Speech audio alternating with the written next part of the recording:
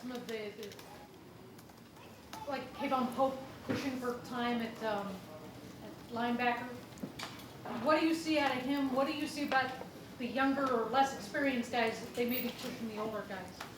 Well, Kayvon's had a very good camp so far, and you find guys when you're coaching, they come around every so often they're talented, but they're playmakers also. And like sometimes he may be not in the exact right position, but he makes a great play.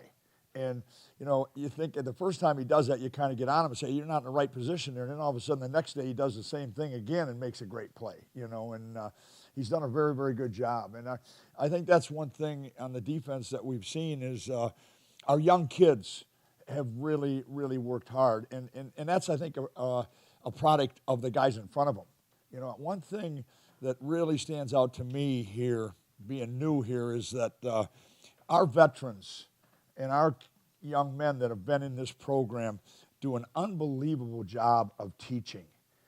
When they see something that isn't right, I mean, it's not done wrong the way they're saying it, it's corrected, and they help the young man, and then they move on. And that's why I think the young guys improve a lot faster than they would. There's, I guess, talk that HBO is going to do a college series. Would that be something that OSU would be interested in? Would you like having HBO around filming and doing all that kind of stuff? That's not my decision in any way, but I am going to tell you this. I've had that before, that kind of thing, and I love just coaching. And I think what happens is you sometimes get distracted, and it's not fair to the kids. And in my opinion, that's all this is about, is how you as a coach can make your players better. And that's what we strive to do. Third row left, Dan. Gregg, Cade Stover just lost his black stripe yesterday. I see you smiling there. What are you seeing from Cade so far in camp? Well, he's another very, very talented young man. Big, strong young man that can run, and he's got a lot of ability. And a great thing for him is he gets to watch Pete Werner every day. And when you're a guy behind him and you see the way Pete plays and the way he has his dedication to doing things correctly, it's been really good for him. And he's very talented. How much are you seeing, those guys like Cade and Gregg, how much are they pushing to maybe get on the field right away as freshmen?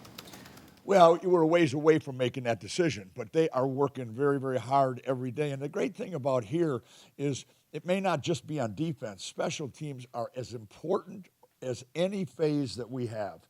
And so you have that opportunity. If you're a defensive player, you've got a chance to get on the field as a defensive player. You've got a chance to get on the field as a special teams player. So both of them are talented enough and athletic enough to do that. You mentioned Pete Werner. What are the things he's doing to maybe kind of solidify himself as the top guy at his position?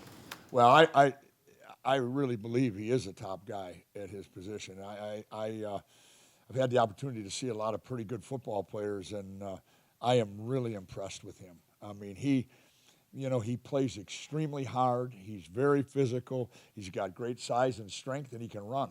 And he's got unbelievable character. There's not many other things that you need to be a good football player, and that's what he's showing. Right behind him, Andrew.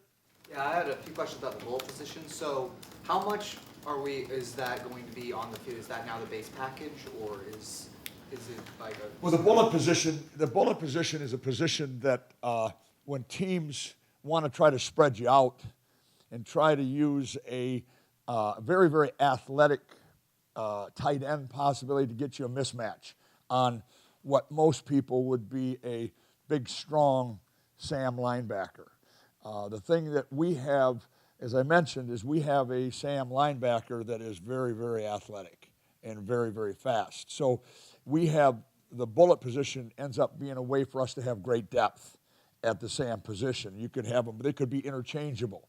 But the bullet position has been very good for us. It gives us a lot more flexibility to be able to play in a lot of different positions. And the young men that have done a good job of that is Brendan White has done a really good job of that, and Javon Wint. Both of them have had very good camps so far. Right. So that kind of leads into my next question. It seems to be mostly safeties that are moving into this new hybrid position. Do you also see it though in the future maybe as a way to get other linebackers because there's a lot of depth at that position on it? Well, you'd like to have that be the guy that is fast enough to play in the secondary and physical enough to be able to play close to the line of scrimmage and be a really, really fluid, fast player because he will possibly be doing a lot of blitzing. So that's the stereotype. Rubber right, Austin. Greg, there have been some people that watched Tough Borland struggle last year, and I know he was not full, he was injured a little bit. And they wonder, well, can he hold on to his job coming into it? What do you like about Tough Borland's game? What makes him an option to maybe stay there in the middle for you guys? Well, I like everything about Tough Borland's game. Tough Borland's another one. Comes out to practice every day. Extremely intelligent. Takes great pride in getting the front lined up. You know, a linebacker can be an unbelievable player. And before I finish on that, our backers have all bought into the one thing I think is really, really important, and that's communicating. You know, everybody looks at a linebacker, and he's got to be able to blitz, he's got to be able to tackle, he's got to be able to run. Number one thing he's got to be able to do is get maybe the best defensive line in the Big Ten lined up and ready to go, because they have a tough time when it's a tempo running to the football and then having to see what the signal is. So people have to take pride in doing it. Tough and the other linebackers have done a great job of that. And I like his physicality. I like his intelligence. I like, everything about his game. Is that true, like Malik and Pete and Tough, they went through, they got a lot of criticism a year ago. But obviously you guys are seeing something in them that they deserve to be out there and should still be out there this year. Yeah, they've earned it. And I without mentioning names, another guy that's really, really had a good camp so far is Baron Browning. I could go on and on. Taraji's had a good camp. I mean, I hate to mention people, Dallas. I mean, that group of backers, they have all done a very, very good job. And I don't mean to miss anybody if I am. Al's done a super job with them. They understand the importance in this defense. With the aggressiveness, with the taking charge, with the tempo that we're seeing at times, and we're going to see a lot during this year. So they've done a very good job of that. Second row left, Kyle. What have you seen out of Dallas Gant this fall, and just where do you think he fits among the linebacking group?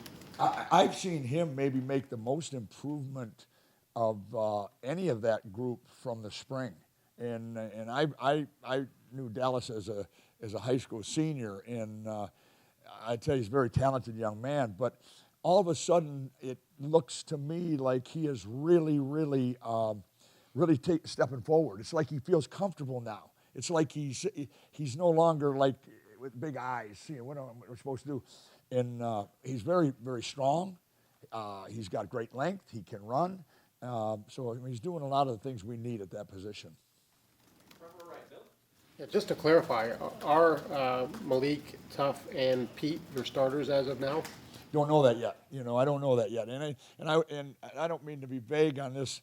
We won't talk about the starters until we get close to that game. In our opinion, anybody that is doing well could be a starter.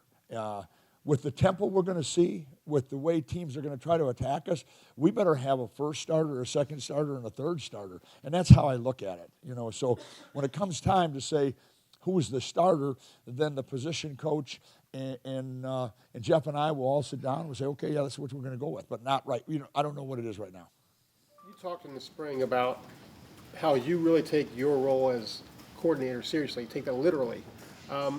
Could you kind of elaborate on what's involved with that? I mean, you're one of 3 new coaches on that side of the ball. Larry's the only holdover. And what it's taken to get you guys to mesh defensively as coaches? Well, the name coordinator to me has always meant your job is to coordinate coaches. We happen to have a all-star coaching staff that we talk a lot about. Each coach has his own position and is responsible for his position. I mean, when you go through the staff that we have on defense, these guys have all coached a long time and they're very, very successful. So it's Jeff and my job to coordinate that and make sure we're all working together in one direction. And that would always come under our head coach and go from there. So the big thing is making sure we know what type of defense we want to run, know how much we should run, not too much, not too little, know which way we want to go with it, what kind it's going to be, and then coordinate everybody together teaching it. That's what a coordinator does. Then on game day, then it comes down to taking that game plan that you all have worked together to put together and making the calls as the game goes on. So many of you are thrown together new. How do you think you're doing with that? That question, that's a great question. With this being a new staff, I mean, Larry being the only guy, that it's all like we knew each other. I mean, obviously Al and I were together, but Jeff has done a tremendous job. Larry's just such a great coach and a great person, and you can go right down through him. Matt Barnes, the whole group. It's been a tremendous going together to get this done. Third row right, Tony. Gregg, your base defense, it seems like is it a SAM or a bullet, or is that solely dependent on the opponent? It could be either. That's the beautiful thing that we have. As we mentioned before, if you played, if you set out, you came out and you said, okay, we're going to play our base defense, you would say it probably is a SAM, okay? But with the type of offenses that people give you now, you feel very, very comfortable having that big, fast athlete also. And like I mentioned before, we have a real advantage in that Pete is that kind of guy also as a Sam. So that's really where you're at.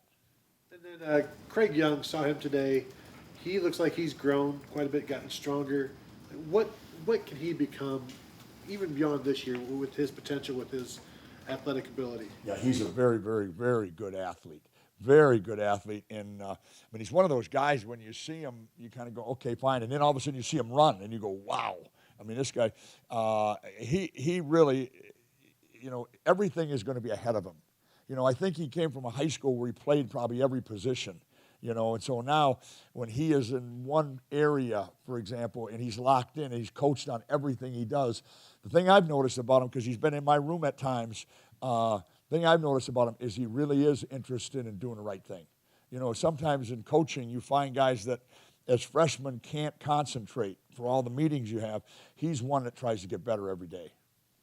Front row left, Doug. Gregg, in talking about Baron Browning, how much is he working in the middle? How much is he working at outside linebacker? Where will he fit in, do you think? He's in the middle. He's in the middle. But the one thing in our defense and with our backers, by what people give you, they could all be the same guy by adjusting out and doing that kind of thing. So, if you were going against the I-back running team like it used to be 20 years ago, then he would say he would be definitely an inside guy. That's where he's playing. So could there be any circumstances or any alignments where of Tough, Taraja, and Barron, you could have two of those guys in the field at the same time? Or are they all basically playing Mike and you got to pick which one's on the field? They're all playing Mike and Will. Okay, so there's two inside linebackers. It's a Mike linebacker and a Will linebacker, and they can be very interchangeable. And that's what Al has done a very good job of, that we talked about doing, is that you don't want to pigeonhole a guy when they're talented. You want to be able to say, okay, if the next best guy is this guy, then he's got to be able to play Will and Mike, for example. And that's what he's working with on him right now. When you're in a third down situation, a passing down, where you'll probably only have two linebackers on the field, who are your two best cover linebackers in a nickel look like that? Last year, a lot it was Malik and Barron would be out there. They both have been the two that have worked a lot, but all of them have improved enough to be in there. Again, we've got time yet. Pete Werner has also worked in on that, being that. And so, like I said, you got a bunch of linebackers that they've done a really good job with them, and now it's just a matter, as it keeps working out, who is going to be those best two.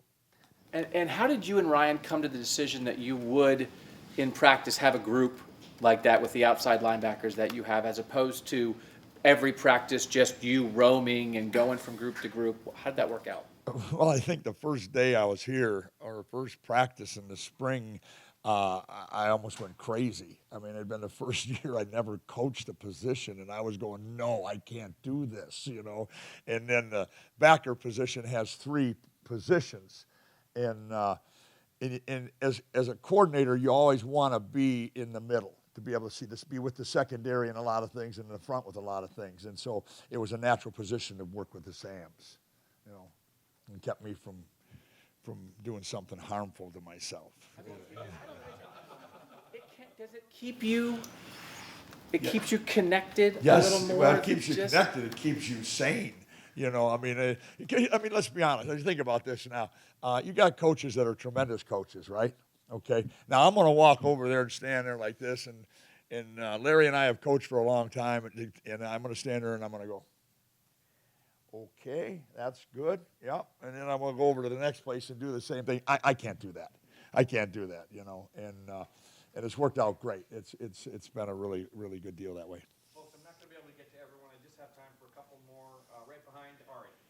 Hey, Greg, when you look at the talent on this team, I think everybody can agree it's one of the most talented teams in the country. Last year was statistically the worst defense in the history of the program. When you come in and look, and then the reason for that obviously isn't lack of talent. So when you look at the film, coming in with fresh eyes, did you feel overwhelmed? Did it seem like small stuff was out of order? Like, what needed to be fixed from your, like, just kind of to simplify it a little bit, did that seem like an overwhelming task if you have the pieces in place to fix the issue? First thing, I would never judge what they did last year on defense. The coordinator was a great coordinator. They had a great staff. You know, stats are stats. I'm not a big stat guy, okay? The one thing we believe in, and I have always 100% believed in, and that is to run to the football. And I'll tell you people this, when you're watching, and if you see our defense not run to the football, then you ask me. You come up and talk to me about it, because the one thing our guys have bought into, we will run to the football. In practice, we have 320-pound guys. We have Chase Young, who's one of the top players in the country right now, running to the football on every play. We have linebackers that'll blitz and get to the quarterback, turning and putting their foot in the ground and running. And to me, that is what helps your defense overcome any deficiencies. I mean, let's face it, stats are stats. You know, the only stat that that I ever really looked really close at are points. You know, giving up points. You know, that's the bottom line. I never even looked at what it was last year. It doesn't matter to me. The thing that I know we're going to do is we are going to be an aggressive defense that runs to the football, and everybody on our defense believes in that, and that's why I'm so proud of these kids right now. Look at the way that Ohio State, or what Ryan Day did when he first took the job. I mean, he changed the defensive staff, all but one person. And, I mean, points, statistics, whatever, whether they mean something or not, I mean, it wasn't a good defense from Ohio State standard a year ago. And I'm just wondering, to come in and be in charge of coordinating it and having to fix it, I know running to the football, but, like, was it is it a tough task for you to come in here and say, well, this needs to be different? Or is it okay because it's talented enough to fix? Yeah, I mean, I wasn't coming in here. I didn't look at it that way. You know, I looked at Ohio State always as being a great program. And somebody said something to me one time, and I said, guys, they were 13-1. You know, 13-1 now.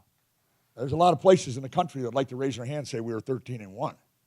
Okay, so anything our defensive staff can do to make this defense as good as can be, I believe will only help trying to get to be the very best. You know, as far as, again, scheme and all that kind of thing, all I can tell you is that we will work very, very hard and have worked very, very hard. If this is a correction, then it's a correction. I'm not going to go there. I'm going to tell you that our defense, and anywhere I've ever coached defense, is it's always keep the ball inside and front, be aggressive, play up to your talent. We are very, very talented. Sometimes when you have a very, very talented team, you as a coach say, go. You don't try to invent things. You don't try to make it too complicated. What you try to do is say, I'm going to let you guys go play. And I happen to think this defense has that. The other thing, don't forget now, a lot of defensive players are back, aren't they? I mean, there's a lot of guys back, correct? That must mean they were very young last year. You know what I mean? There's always, you don't ever know when is a junior or a sophomore that's just played, is he mature or not? You know what I mean? And that's sometimes what happens. You can be talented, but if you don't have the maturity, if you don't have enough experience, that kind of thing, you know, maybe sometimes things will go right. But I'm not going to worry about that. I am really, really excited right now about what our kids are doing on defense, and it's our job to get them to play up to the standard that you just talked about, and that's to be the best there is, and that's Ohio State football. Coach Day confirmed that they'll set aside time to practice for Michigan, whether it's daily, weekly, or whatever. Did that catch you by surprise? No. Was that done by your previous employer? I don't know. And have you taken note of the changes that are being made there on offense? All I know is we've got a game coming up pretty quick, and we're ready to go. Real quick now, I got last two guys. Tim. Yeah, Greg, Brendan White, is there a chance that he can be on the field as one of the two safeties in y'all's defense? How is that going to work? Like you say, if you go with the Sam look, where does he fit then into that Sam look kind of? See, the good thing about Brendan White is he's got a lot of experience, one. Number two, he is very, very intelligent, and he's very athletic. So that allows him to be, and remember now, in our scheme, there's a lot of different packages. There's a nickel package, there's a regular package, there's a bullet package, there's a penny package, there's all kinds of things. And Brendan has the athleticism and the experience at two different positions to be able to fit in. So that's what's allowed us to do. He has a possibility to fit in as a safety in one package and to fit in as a bullet in another package. You know what I mean? So there's a lot of different places. Two starting safeties right now. I mean, if you had to go to play a game tomorrow, I mean, what is it? We're thinking Jordan Fuller might be one. I mean, is that wrong or? No, it's not wrong. And again, I don't want to talk about who the starters are yet because we're in camp. And I don't ever like to just say this guy's a starter until camp is over and we get ready for a game. And one other thing, I was going to ask what's a penny defense, but I'll get to that some other time. But Chase Young the other day was talking to a couple of us, and he was surprised by the idea that maybe he might get double, maybe even triple teamed this year a few times and stuff. What have you seen just come along with him? What does he bring to the package? Well, Chase Young is an outstanding person, athlete, and football player. Okay? And as far as triple teaming him, good luck. Good luck, because you got Cooper, you got some other guys right there that means they are singled. And that's the beautiful thing in our package that I'm excited about is you don't just have one. You know, you got guys and they all have the same pride. You know, if you said to them, if they were sitting here right now and you said to them, hey, they're all worried about tripling Chase, they would all look at you and say, really? Good, then I'm one-on-one. Let's see what happens. You know. And last question, Joey, front row. You've obviously now had a few months to work with Jeff Hafley since spring. How have you guys kind of worked together, and what stood out the most to you? Tremendous. The question is having the opportunity to work with Jeff Hafley. You know, sometimes when there's co-coordinators, it can be working together, that kind of thing. It's been tremendous. Jeff and I work really, really well together. And the big thing is there's no egos. You know, our deal is to try to make this defense the best we can. That's it. That's our whole goal. And his expertise in the back end, he's as good a secondary coach as I've ever seen, and I know the players would say that. And then for us to be able to work with the front end, it's worked out perfect. He's a great one now. He's done a really good job, and we get along tremendous. What's his best asset, you think, in the back end as a secondary coach? What's his best? What best asset? What does he bring that you like? Well, he's so intelligent. He knows. He's coached the best. For 7 years prior to come here, he coached NFL defensive backs, the best in the game, and was successful at doing that. So now all of a sudden he comes here and has a tremendously successful group of back-end guys that he can now take them to the next step. Coach, thank you very much. Thank you, guys. Thank you.